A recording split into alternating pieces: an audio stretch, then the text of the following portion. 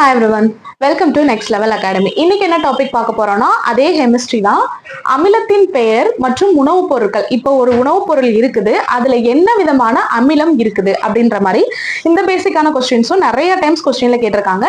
So first பார்க்கலாம். Citric அமிலம் அப்படின்னாக்கா அது எதுல இருக்குன்னா எலுமிச்சையில மட்டும் கிடையாது, ஆரஞ்சுலயும் சிட்ரிக் அமிலம் தான் இருக்கு.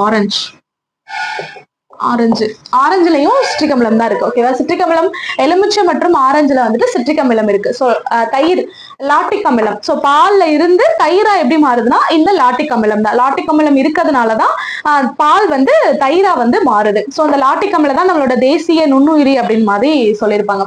சோ ஆசாலிக் அமிலம், தக்காளியில வந்து என்ன இருக்கு, தக்காளி பழம் இருக்கு இல்லையா, தக்காளியில வந்துட்டு ஆசாலிக் ஆசிட் அது வந்து இருக்குது. சோ அதுக்கப்புறம் வந்துட்டு வினிகர்ல வந்து என்ன இருக்குனாக்கா அசிட்டிக் அமிலம். வினிகர்ல என்ன இருக்குன்னா அசிட்டிக் அமிலம். சோ மாலிக் அமிலம், ஆப்பிள்ல வந்து என்ன இருக்குதுன்னா மாலிக் ஆசிட் இருக்கு.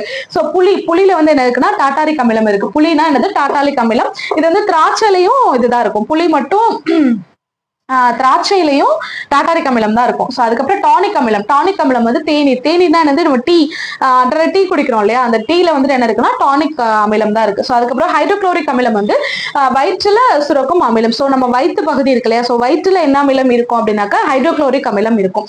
ஸோ எறும்பு மற்றும் தேனீயின் கொடுக்கல. ஸோ எறும்பு கடிச்சோடனே டக்குன்னு சுண்ணாம்பு எடுத்து போடுறோம் இல்லையா, ஸோ அப்ப அந்த எதனால நமக்கு அந்த பெயின் வருது, எறும்பு இல்லைன்னா தேனி கடிக்கிறப்ப டக்குன்னு ஒரு பெயின் வருது இல்லையா, ஏன்னா அதுக்குள்ள வந்து ஃபார்மிக் ஆசிட் இருக்கு. அதனாலதான் நம்ம வந்துட்டு சுண்ணாம்பு போடுறோன்னே ரெண்டும் நடுநிலையாகி நமக்கு வந்து அந்த வலி வந்து கம்மியாகுது. ஸோ இதெல்லாமே அதோட அமிலங்கள், இதோட உணவுப் பொருட்கள்.